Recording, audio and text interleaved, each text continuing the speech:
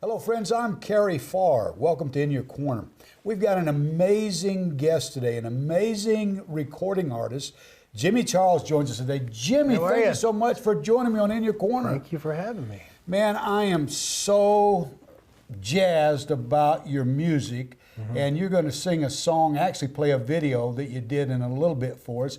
But tell us a little bit about your life and how you got into music and singing and all of the stuff that you do.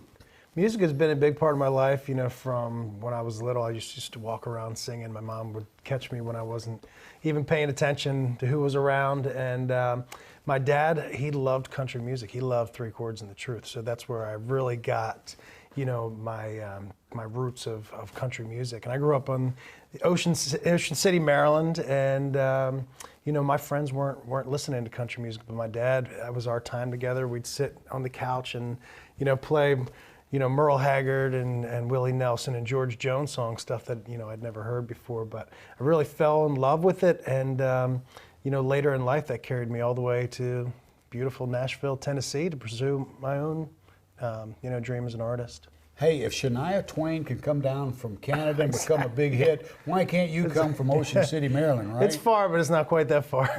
Yeah, it is interesting. You know, one of my dear friends is Jimmy Snow. He's in his 80s now, but his dad, Hank Snow, of course, was one of the great, you know, country music singers, and he was from Nova Scotia, Halifax, Nova Scotia.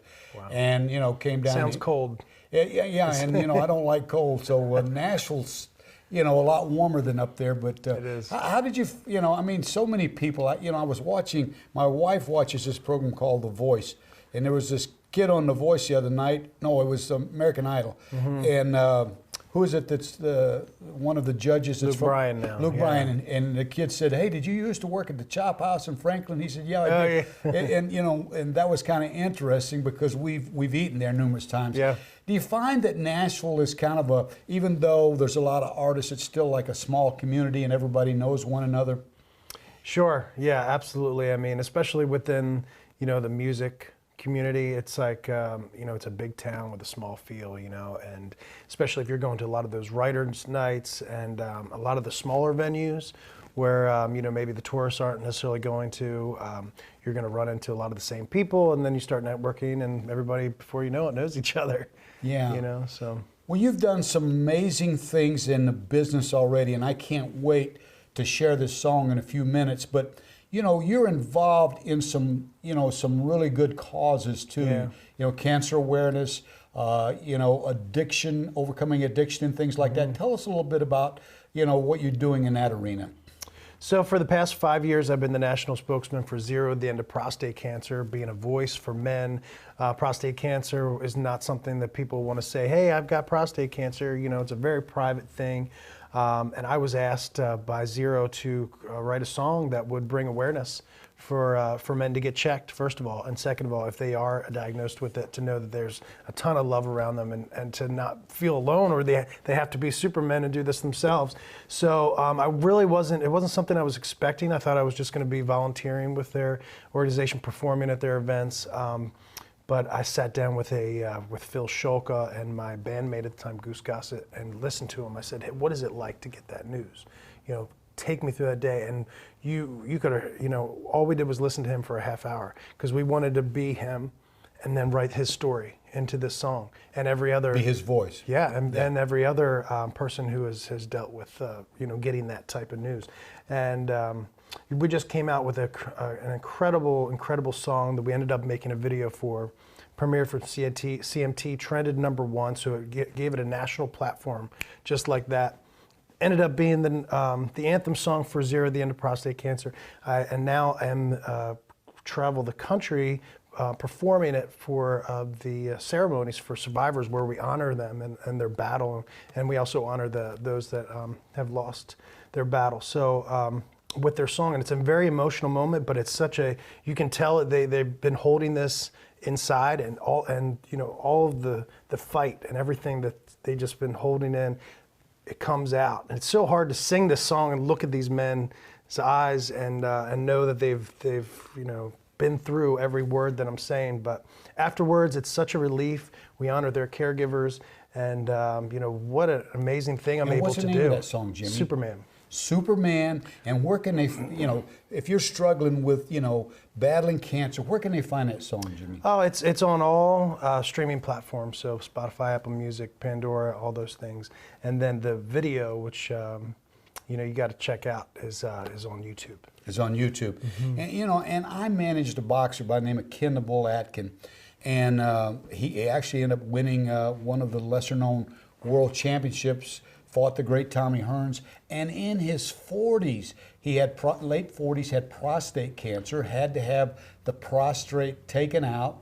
He's battled it for 2 or 3 years, and just this week, just a day or two ago, he got news that he's, you know, 2 or 3 years after the first diagnosis, that he's cancer-free.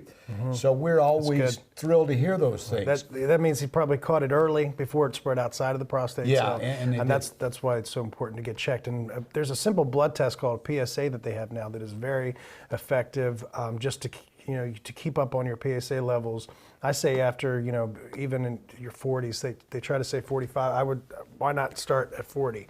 You know, just getting a simple blood test. Know where your PSA levels, and if it starts to rise, then you may have to get, you know, some further checkups. But yeah, and it's not a big deal. It could save your life. It is, and you're absolutely right. I've had mine checked usually regularly, and fortunately mine's been down around 1. I think when it gets above 4, you know, then you need to check. But the thing that I noticed about being a caregiver, I lost my first wife to breast cancer.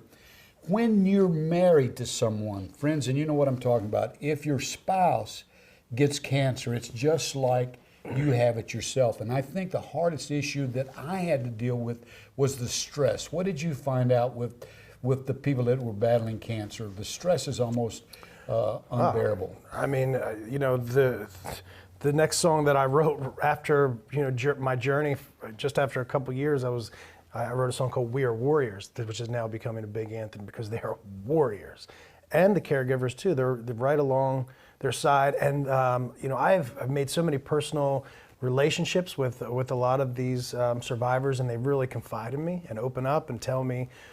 Plus, I have a support group. I see them talking. I see them going through their issues, cognizance, you know, and all kinds of things that they have to deal with that you necessarily might not see that a caregiver would see. And it's really inspirational for me, because as difficult as the music business is, it's like trying to run up a slippery slope. You know, you get up and then and then you get up and then But you know, when I start to get down, I have all these people, these amazing, brave people around me that are battling through this thing, and I'm like, how can I even begin to start to feel this way? You know, and it lifts me up. It gets me out of that, and I'm like, hey, let's keep going. So as much as they tell me that I inspire them with my music and the efforts that I'm doing, they inspire me, which is really cool. Well, you're an inspirational guy, and you know, if somebody wants to connect with you, how would they do that, Jimmy?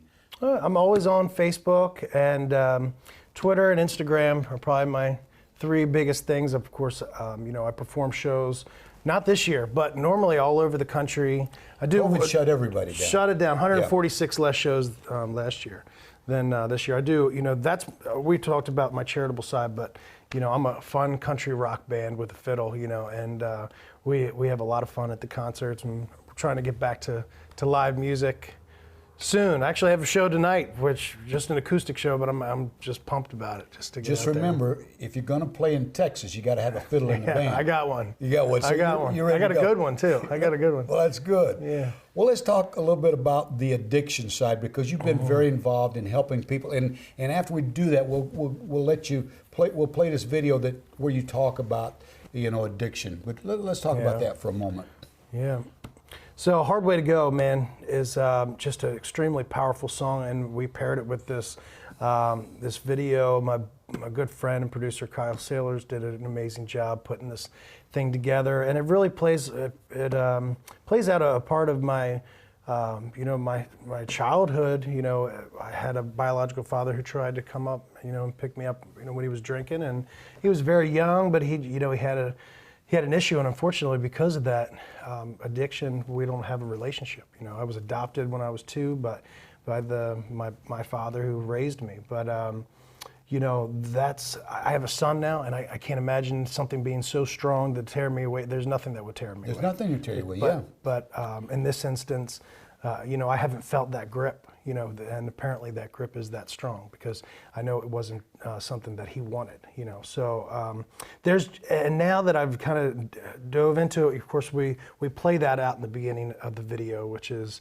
so powerful. And there's so many people that have experienced this themselves, and as you kind of open those floodgates, I mean, it's all around us. You know, the addiction is in every dark corner, you know, and it's hidden. Every family now. Every family. I mean, every family. You know, and it's amazing, because I know some family members personally, you know, and children who have grown up without parents. My own uncle died at 55 from alcoholism. I called a friend of mine one time that was 37 years of age, thinking that I would get him on the phone, and somebody answered his cell phone, and I said, I want to speak to this person. And he said, what? He said, we're in the hearse on the way to the funeral right now. Wow. And he was 37 years of age, had cirrhosis of the liver, and died. And so many times people, you know, get a hold of the alcohol, and then ultimately, I think it was a Merle Haggard song that talked about how, you know, he didn't start out to be an alcoholic, but the alcohol ended up owning him. Yeah, it's a powerful thing, and you know, now the great part about it, as I saw, I from Superman, I knew how that opened those doors of communication. And music is a key to the soul. I mean, it can get in, and it changes people, the way they feel, the way they think, and it can make them open up. And so this song, I knew was going to do that, and I wanted to prepare, so I contacted American Addiction Centers, Vertava Health, Wycomico and Worcester Goes Purple, which are some of my hometown awareness groups that have professionals that will be ready to take on what these, you know, when these the communication does begin, because I'm not prepped for that, you know. So so we made this powerful video. CMT, thank you to them for premiering it, gave it a national stage again to reach out to a lot of people. The Country Network, it just went #1 on the Country Network, so it's getting a lot of play. And you know, for the first couple months that this video came out, I would wake up every morning, I would spend 2 to 3 hours just talking to people who, a lot of the messages will come in late night, you know, and hey, I watched this video, and they would tell me their stories, and man, it was really just heartbreaking what people go through, how their parents treated them. Some of them like this, no wonder you're an addict. My gosh, you know, the sexual abuse that a lot of them endure. Some of them bipolar. There's just so many things, and they're not getting the help because they're keeping it to themselves, and people tend to turn away a lot of times and not dig into it. So now here they are. Reach out to you. They would reach out to me, you know, and I would tell them my story, you know, connect with them, and let them know they shouldn't be embarrassed. They shouldn't feel alone. They need to drop the stigma, and then I would kind of say, hey, can you come talk to a friend of mine, you know, and we get them the help they need. And 59 people to date have committed to the road to recovery since we started this a few months ago. And now tell us the name of the song and the premise behind it. Hard Way to Go, and you know, it's about someone who's battling addiction, you know, and in this instance, it's a man who it's got its grips on him, but you know, he comes to Christ and starts to change things around. And I won't give away the ending, but you gotta watch the video. Well, we're going to watch the video right now, folks. We're going to share this video with you right now. But you know, there's a line in this song that's just simply amazing to me. Jimmy talks about, my mother taught me about the Bible, my dad taught me about the bottle, and then you see the battle that's going on now. There's going to be some graphics in this video that show people drinking, but that's not what it's about. The song is about the transformational power of Jesus Christ. So let's look at that video right now, and then we'll come back and talk with Jimmy Charles in just a moment.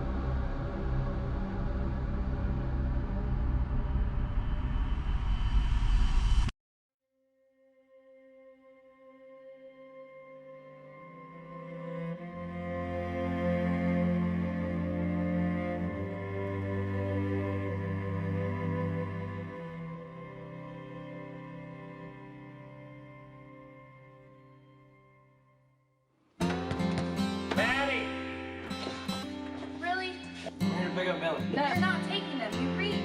No. You always do this. No. This is my weekend. No. Get out. No, these are my kids. Mama taught me about the Bible. Daddy taught me about the bottle. And I learned a thing or two alone. Lies made me struggle. The truth made me humble. Fighting feels like grinding on a stone. Unless you live like Jesus lived. Some sins are hard to forgive. 'Cause there are straight roads and winding roads and ways to get lost. There are wrong turns that have their prices, and you never know the cost. When the devil's always pulling at your soul, the right way is the hard way to go.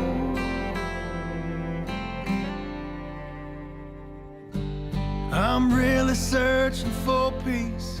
Haven't had a drink in 2 weeks, but I quit for 2 weeks before. Found a church to keep me straight, and I've been known to miss it some days, but that's between me and the Lord. I step forward, I fall back. Mama said you can't get anywhere like that. 'Cause there are straight roads and winding roads and ways to get lost.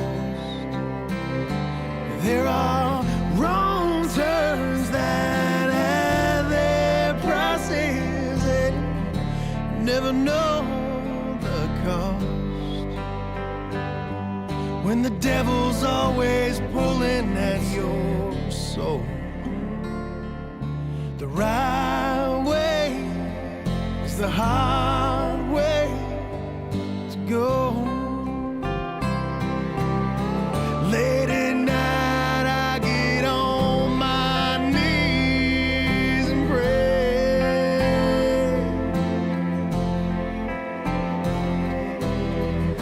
I can feel my sins get washed away.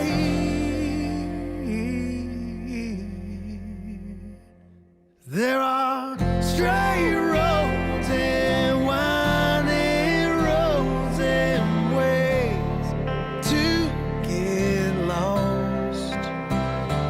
There are wrong turns that have their prices, and you never know the cost.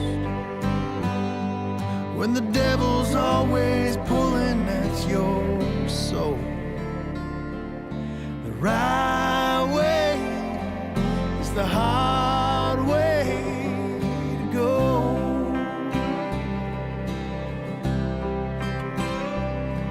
Oh, the right way is the hard way to go.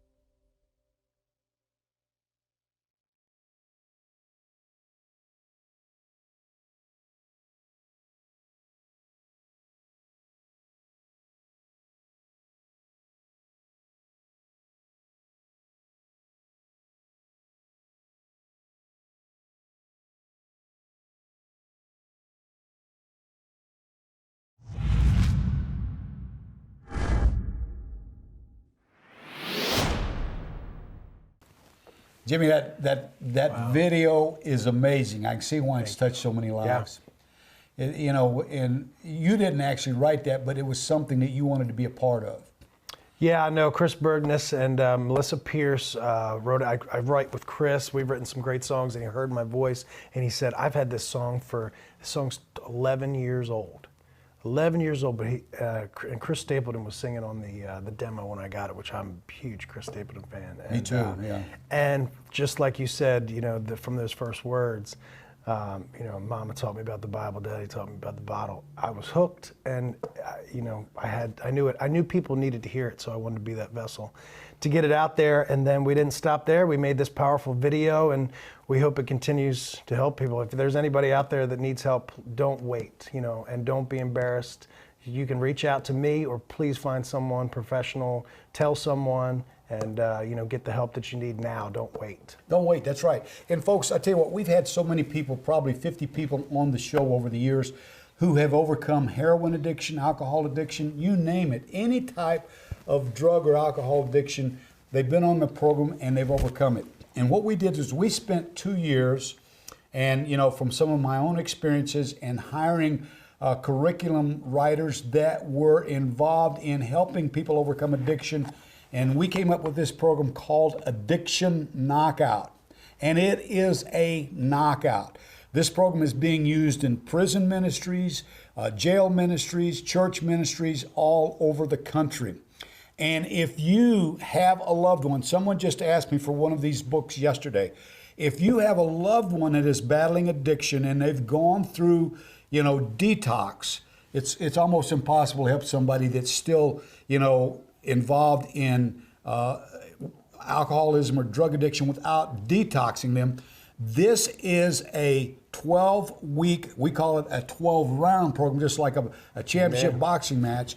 And you can have it absolutely free. Just go to our addictionknockout.com website, scroll down to the bottom of the page where it says free, put your name and email address in there, and you can get this book, this workbook, absolutely free. Give it to anybody you want. Help them overcome addiction.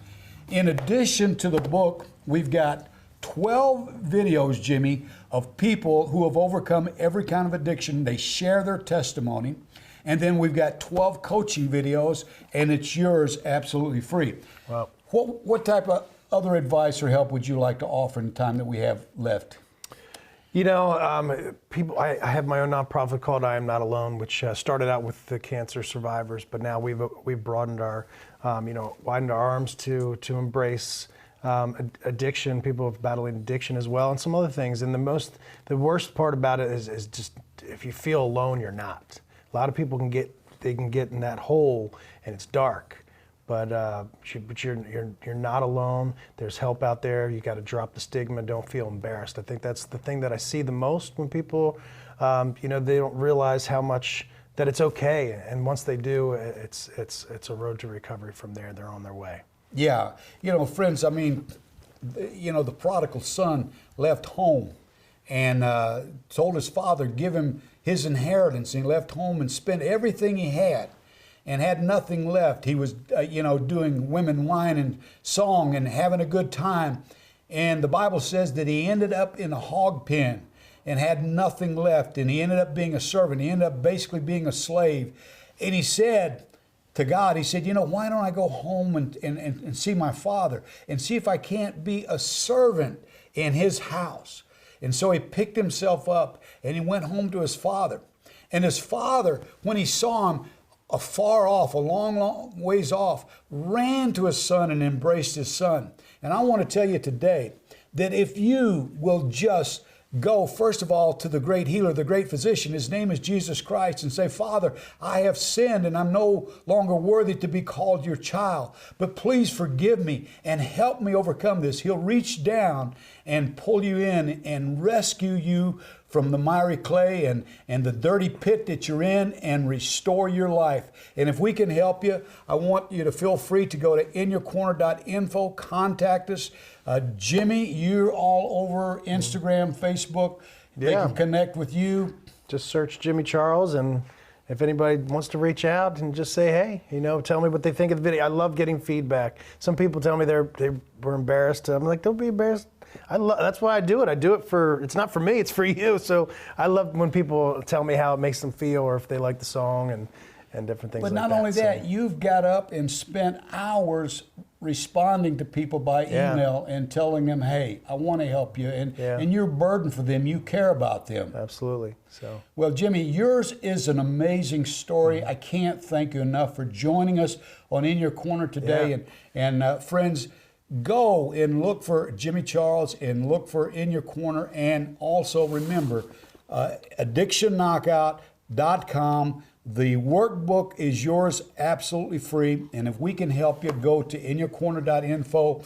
You can email me personally at kwpharr@gmail.com. Jimmy, do you have an email you want to share? JimmyCharlesLive@gmail.com. JimmyCharlesLive@email.com. Gmail, Gmail. What did I say? Email. Gmail. We know it's an email. It is email, right? But it's Gmail.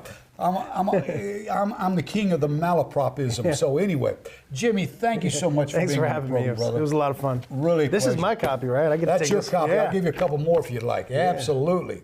Friends, thank you so much for joining us today. We'll look forward to seeing you again next week on the next edition of In Your Corner.